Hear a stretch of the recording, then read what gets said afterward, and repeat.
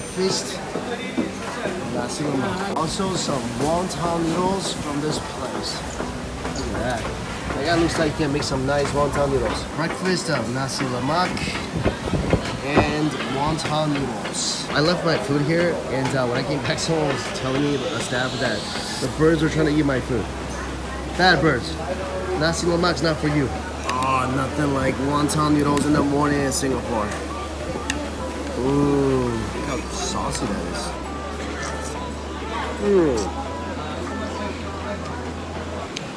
Oh, that's spicy and nice. A little wonton soup. That's perfect with a little wonton soup. It's very simple looking nasi lemak.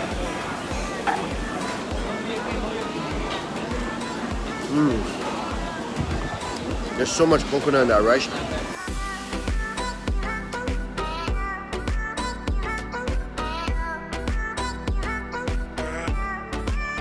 Almost perfect.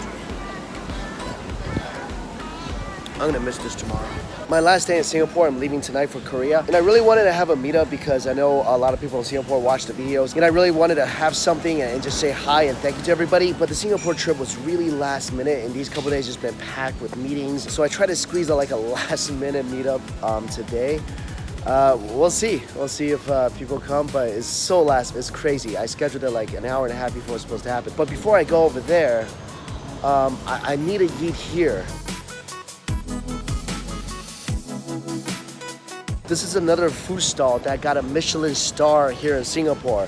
And supposedly their pork noodles are off the hook. So I'm gonna go try it out and let you guys know. I heard the line, typically if you come here during lunch, it's about an hour. Here it is, it's called Hill Street Thai Hua pork noodles.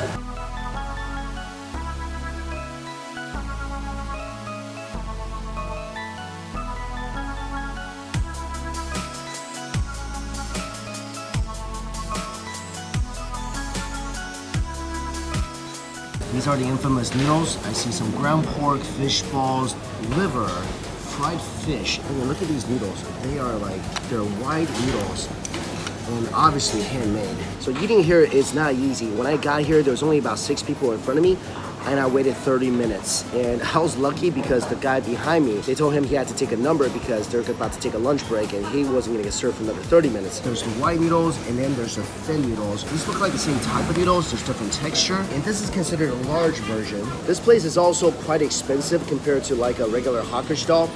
The small is the small of anything is $6, and it goes to $8 and $10, which is quite expensive for, you know, just a little bowl of noodles. Mix.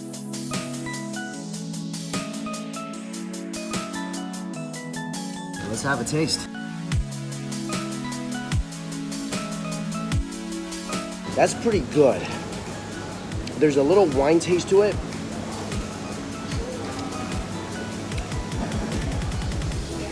The parts with the liver is a little organy. I like that though. The white noodles. Wow. I think this is some of the best things in this bowl. It's just so chewy and smooth. And the sauce is a little vinegary, which I love. All the noodles are cooked perfectly. And I got an extra bowl of meatball soup.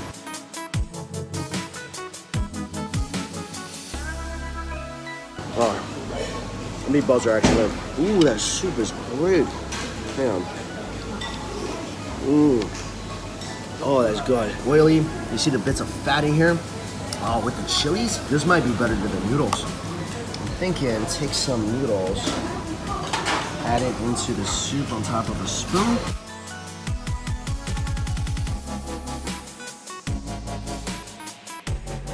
That was really good. I really love this. I really love this soup.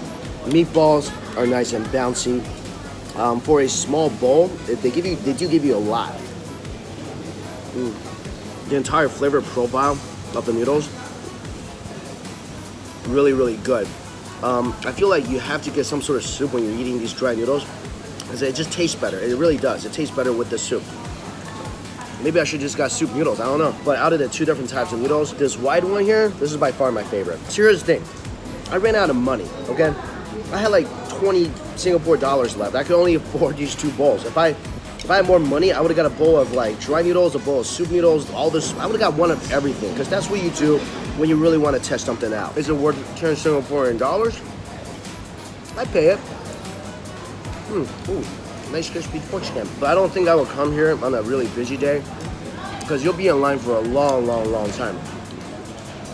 Overall, I think I give these noodles 8.5 out of 10. Noodles and soup together. Couple of things before I leave the country.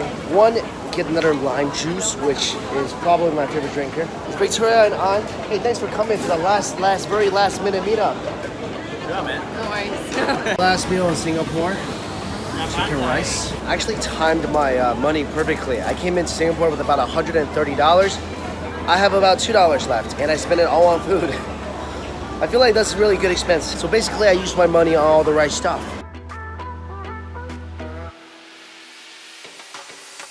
Alright, so what do I do? So I mix this, and I mix that? Yeah. And this is what you guys do? Yes, you mix it and then with the rice and the chicken. I like the sauce. I normally So I mix this. That's nice. And this is duck sauce? Yeah, it's duck sauce. Duck sauce. It's dark Dark sauce. Oh, okay, dark okay. soy sauce. So it's very thick. Yeah, it's thick. Yeah. Put on some rice. She's a food genius. Yeah, I just make it better. That gives us such nice, like slightly sweet, but umami flavor. So wrap up. The meetup is over. I'm gonna head to the airport. Thank you guys so much for coming. I can't believe you guys actually showed up. That was like, that was crazy. I'm sorry for doing this so last minute, but glad to meet you guys. Mel came twice, and she took an Uber here. Dedicated.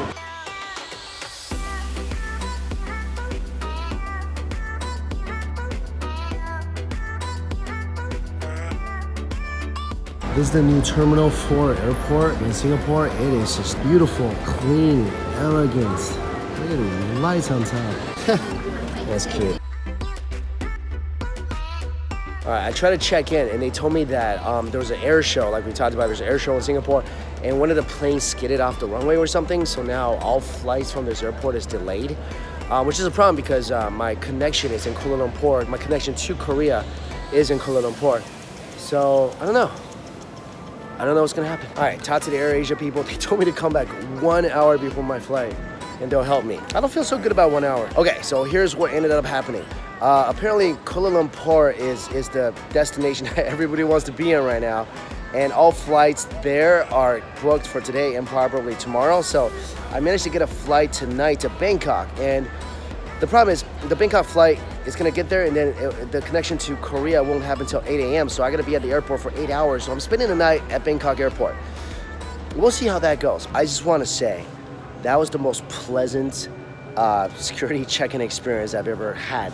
First of all these agents, like, they're nice. They're smiling. It's so strange that, like, that doesn't happen in the US. They're so courteous and nice. And they have all these new machines that, like, the trays just are automatic. Everyone has a tray. Of course, you get to keep your shoes on. You get to keep your laptop in your bag. It's just a pleasant experience. Something that doesn't happen much in the US when you travel. It's like a little forest inside the airport.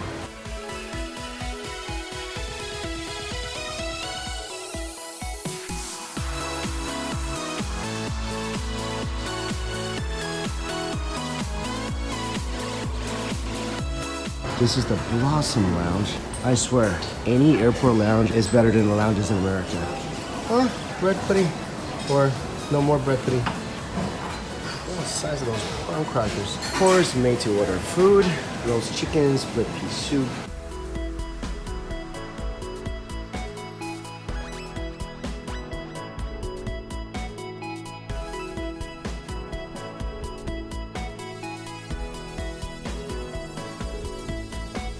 It says it's a panna cotta. It's not. I don't know what this is. Like granola and some sort of creamy yogurt. This laksa looks good. Oh, it smells good too. Seriously, lounges in the US, like, oh my god. This would have been replaced by chips. That's actually pretty good.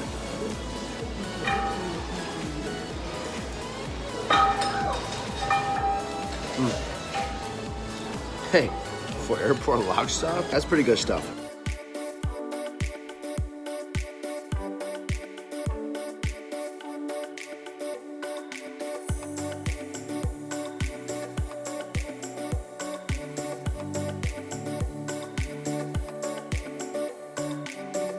Welcome to Bangkok. Wow, after the airport in Singapore, I think every other airport in the world it just doesn't compare, huh? Anyways, it's got a fun place to spend the next 8 hours, and this is the Miracle Lounge.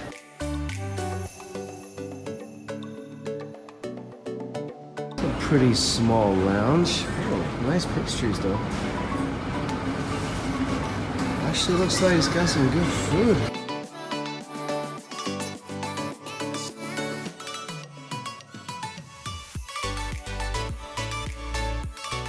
Oh, that looks fresh. Oh, chicken cone.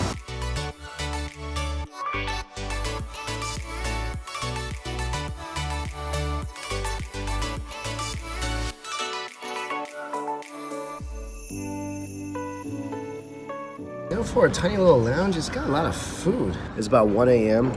I'm so hungry right now. Oh man. That green curry is excellent. Well, I guess as excellent as airport curry can be. It's pretty good. I just realized I have access to this. But this lounge I can only use for 3 hours. Let's see what's so good. Ooh, much more elegant, much cleaner. The food looks better. You know, I kind of regret eating at the other lounge so much. So I guess the only logical thing to do here is, I think I gotta eat again. Oh, cool. Little dishes. Wow, it's got cake, fruit yogurt, and oh, look at this. Pea flour drink. White and dark chocolate. Wow. Cool.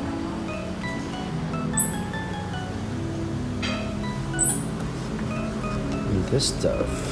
Baked spinach with cheese and chicken ham. Some pasta.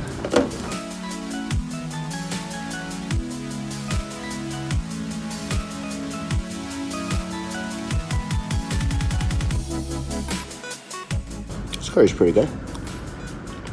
Actually, I think I prefer the one at the last lunch better.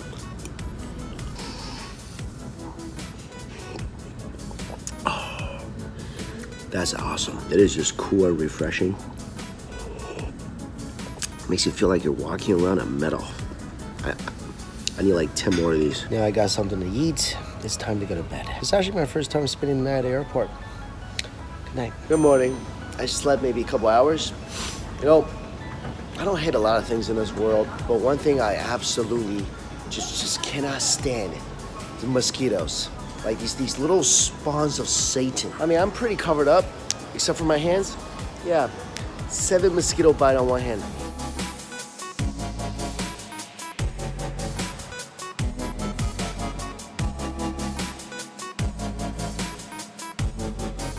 So this is the equivalent of the Air Asia's business class.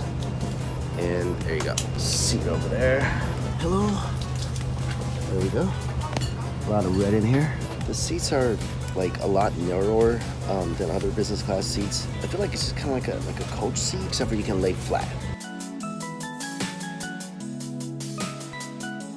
Okay, I'm in the bathroom, and the biggest difference here is there's really no amenities whatsoever, and there's no TVs in the back of this.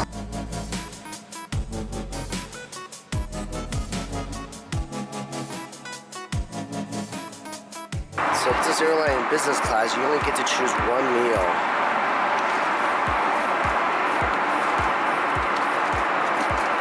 And you get either nasi lemak, chicken rice, chicken lasagna, or compound chicken. The flight attendant recommended the Uncle Chen's chicken rice.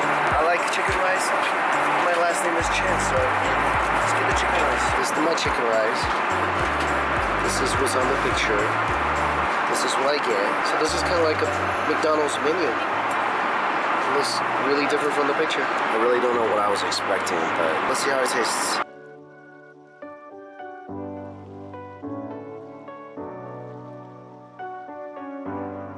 If I got this as an economy meal, this will actually be pretty good. The chicken is not dry, it's tender. The rice actually is pretty fragrant, seasoned well with chicken stock. If I got this as any economy meal, airline, it's really just about the discount. It's not about the food. It's really not about anything except for saving money. So with that in mind, prices on board is 200 Thai baht, so close to $7 for a plate of this. My advice would be eat at the airport or bring a sandwich on board or something. Now, if you'll excuse me, I didn't get much sleep last night by the mosquitoes, so the seas actually goes all the way down, completely flat. That's what I pay for. Good night.